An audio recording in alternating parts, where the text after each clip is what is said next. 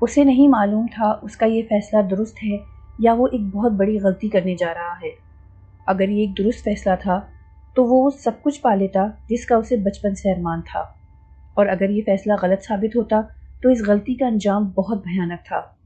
اس کے پاس سوچنے کی مہلت ختم ہو رہی تھی۔ اس کے سامنے شیشے کے ایک عجیب نمونے کے برتن میں قید ریت ایک حصے سے دوسرے حصے میں تیزی سے سرک رہی تھی۔ جیسے ہی یہ ریت اوپر والے حصے سے نیچے والے حصے میں منتقل ہو جاتی تو اس کے پاس فیصلے کا وقت ختم ہو جاتا۔ اس کے دماغ پر دباؤ مسلسل بڑھتا جا رہا تھا۔ اسے اپنی ماں کی یاد اور اپنی اکلوتی بہن کی شرارتیں یاد آ رہی تھیں، مگر پھر اس نے یہ سب اپنے دماغ سے جھٹک دیا۔ کچھ نیا کرنے کی دھن اس پر غالب آنے لگی تو اس نے ایک طویل سانس لیا اور اپنے سامنے بیٹھے شخص کی آنکھوں میں آنکھیں ڈال دی، جو اس کی ذہنی کیفیت سے کافی دیر سے محظوظ ہو رہا تھا۔ ٹھیک ہے، میں تیار ہوں۔ اس کی فیصلہ کن آواز سامنے شخص کی سماعتوں سے ٹکرائی تو یہ سن کر جیسے وہ شخص اچھل پڑا۔ اس کی آنکھوں میں ایک عجیب سی چمک نظر آنے لگی۔ تو پھر آج ہی سے کام شروع کر دیتے ہیں، یہ کہتے ہوئے اس شخص کے چہرے پر خباثت کچھ اور بھی زیادہ نظر آنے لگی۔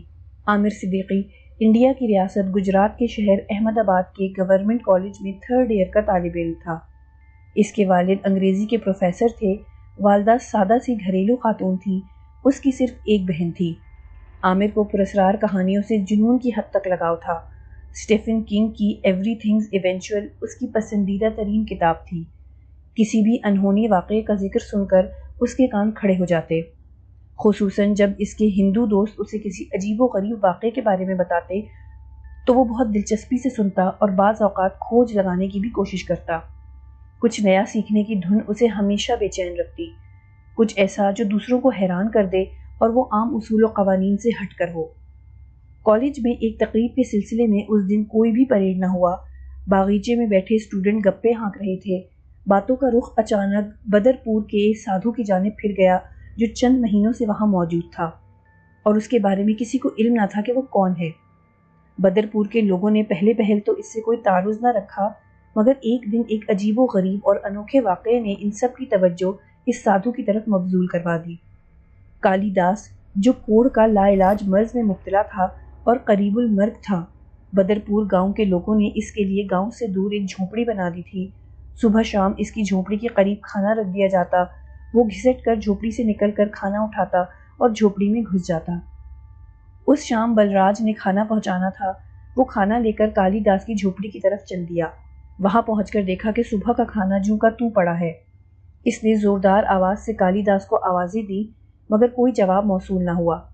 ہمت کر کے وہ آگے بڑھا، جھونپڑی میں جھانک کر دیکھا تو وہ خالی تھی۔ اس نے پھر زوردار آواز میں کالی داس کو پکارا، بغور ارد گرد کا مشاہدہ کیا، مگر اسے دور دور تک کالی داس نظر نہ آیا۔ وہ پریشانی میں گاؤں کی طرف چل دیا۔ تھوڑی دور میں گاؤں کے سرکردہ لوگ جھونپڑی کے باہر موجود تھے۔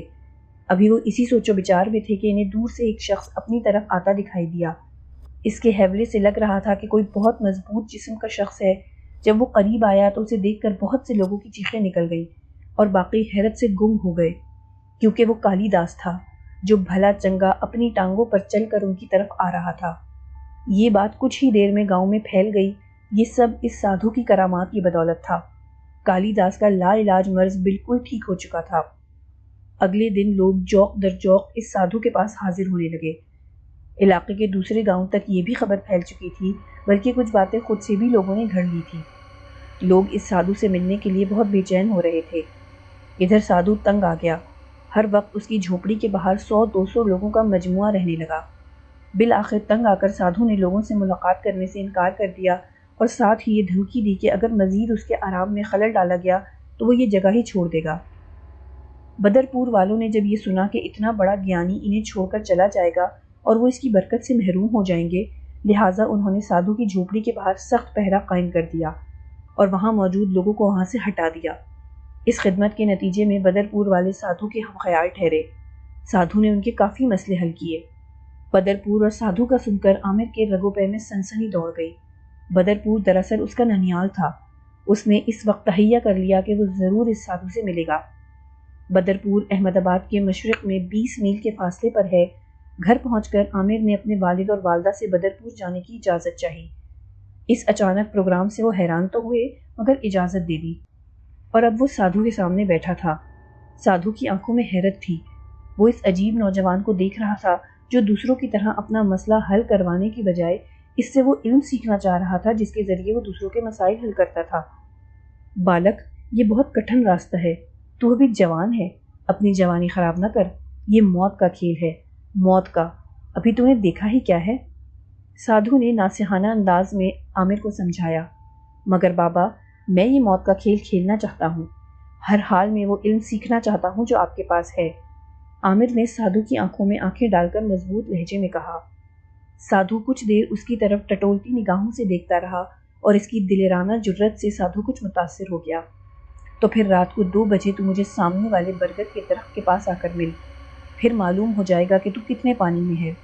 اگر تو امتحان میں کامیاب ہو گیا تو میں تجھے ضرور وہ علم دوں گا، ناکامی کی صورت میں اس راہ پر چلنے کا خیال دل سے نکال دینا۔ یہ کہہ کر سادھو نے اپنی آنکھیں بند کر لی، جو اس بات کا اشارہ تھا کہ اب وہ جا سکتا ہے۔ سادھو کے سامنے تو اس نے بہت آسانی سے موت کا کھیل کھیلنے کی آرزو کا اظہار کر دیا، مگر جیسے جیسے اندھیرا چھا رہا تھا اس کے دماغ میں خوف کی لہریں بلند ہوتی جا رہی تھیں۔ رات 1:30 بجے کا وقت تھا۔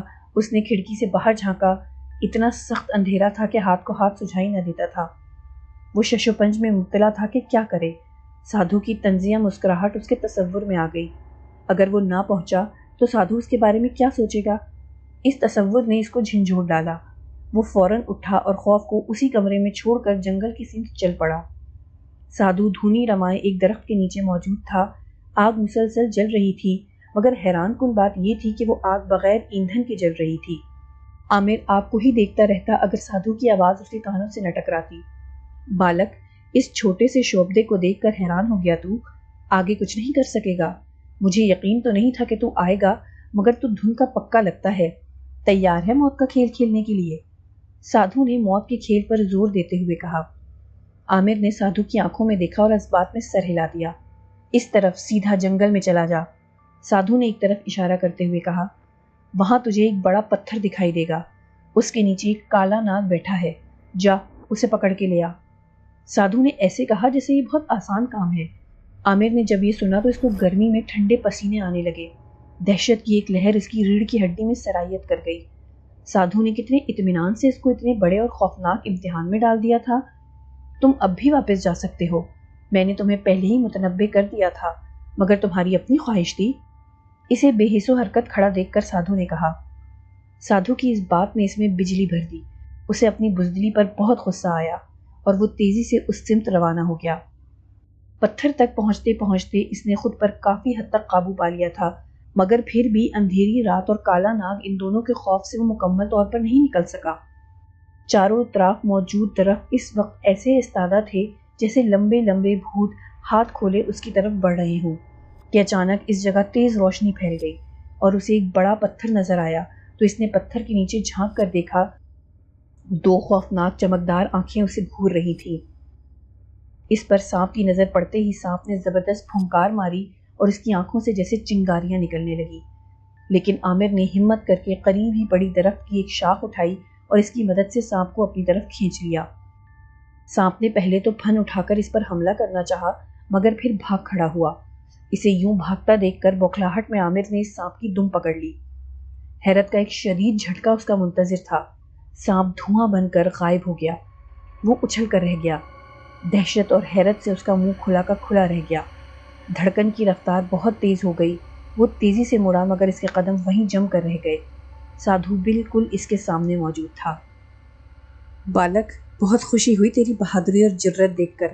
ہزاروں میں کوئی ایک آدھی ایسا جگرے والا ہوتا ہے، چل تجھے انعام دوں۔ سادھو نے اس کا ہاتھ تھامتے ہوئے کہا۔ 10 قدم چلنے کے بعد وہ جھونپڑی کے سامنے پہنچ گئے۔ حالانکہ سادھو کی جھونپڑی وہاں سے کم از کم 20 سے 25 منٹ کی مسافت پر واقع تھی۔ عامر کو ہکا بکا دیکھ کر سادھو نے اسے خشمگین نظروں سے گھورا اور بولا، اب ان باتوں کی عادت ڈال لے، یہ تو بہت معمولی باتیں ہیں۔ اس سے کئی گنا زیادہ طاقت تو ایک یادی کے پاس ہوتی ہے، اور تیرا واسطہ تو شاہیات سے پڑا ہے۔ سادھو نے فخریہ انداز میں اس کے کندھے کو تھپکاتے ہوئے کہا۔ یادی؟ شاہیاد؟ عامر نے سوالیہ نظروں سے سادھو کی طرف دیکھا۔